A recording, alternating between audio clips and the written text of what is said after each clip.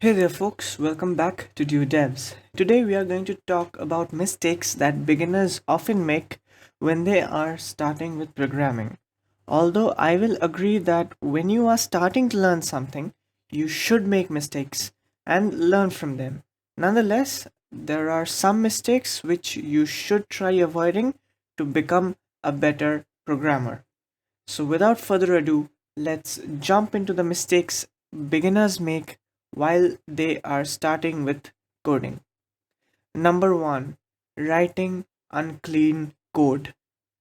If you write messy code which becomes difficult to decipher, even though it functions efficiently, will create bigger problems further down the line. If you are working in a team and collaborating over a project, and suppose say you write messy code, you and your team will have an exponentially hard time debugging the code base. Even if you are coding solo, when you go back to a project you did maybe a long time back to say review it, you are going to have a hard time traversing your code base. Even bad variable naming is considered as a bad practice. So start writing clean code. It is not that hard, trust me. Coming up at number two, trying to memorize code. This is something I have struggled with personally. When I was starting out with coding, I would try to memorize every piece of code I wrote. That was sort of foolish of me. But slowly and steadily, I started to realize that you don't need to memorize your code. Not at all. You should know a basic few key points about the language you are coding in, but you are not expected to remember every piece of code you have ever written. What you are expected of, though, is that you can figure out how to approach and solve a problem. As long as you can do that, you are free to look up different resources, be it Stack Overflow, GitHub, past projects, or even just a simple Google search. Just remember to understand the code first and not blindly copy pasting it. Moving on to number three, learning too passively. A lot of us programmers start learning to code by watching videos, and it is intuitive that just watching videos is not going to help. Jumping from tutorial to tutorial without building something from whatever you have learned is dangerous. Even if you have learned just HTML and CSS, go forward and build a static landing page. Build your portfolio landing page if you want that. If you don't implement what you have learned through projects or some other work, especially where when you dive deeper into the development world, you are going to have a lot of problems. The major one among them, which a lot of developers face, is tutorial hell. The self doubt that until I finish this tutorial, I will not be able to build something myself is something a lot of us have gone through. And one of the major reasons of that happening is learning too passively. We should use tutorials as a baseline from where we build from, not as a crutch for everything we do. Coming up at number four, not using debugging tools. It's not uncommon for developers to hate debugging, but that does not change the fact that debugging is such an important skill to have as a coder. We spend a ridiculous amount of time debugging, yet we never think about how getting better at it might also help us write better code. And if debugging tools can help you to ease the almost boring process of debugging, save a lot of time, and report errors faster, why not use them? A debugger allows the programmer to step slowly through the code to better understand exactly what it's doing.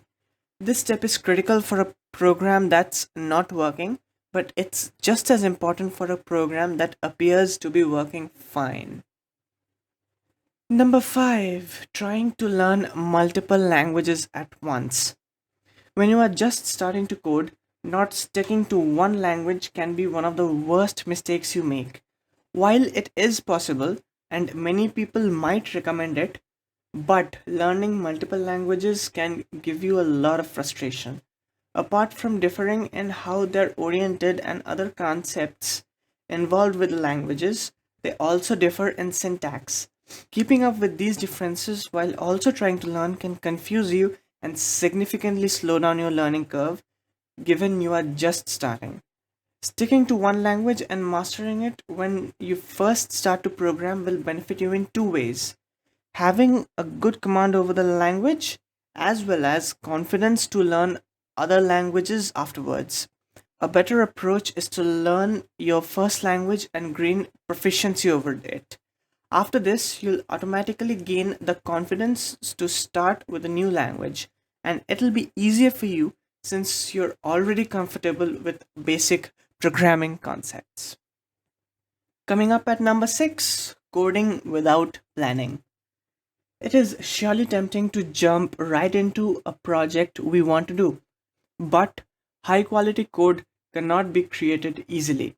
It requires careful thinking and research. And I like to follow these steps while planning for a project before jumping into the code. Step number 1, think. Step number 2, research. Step number 3, plan. Step number 4, write. Step number 5, validate.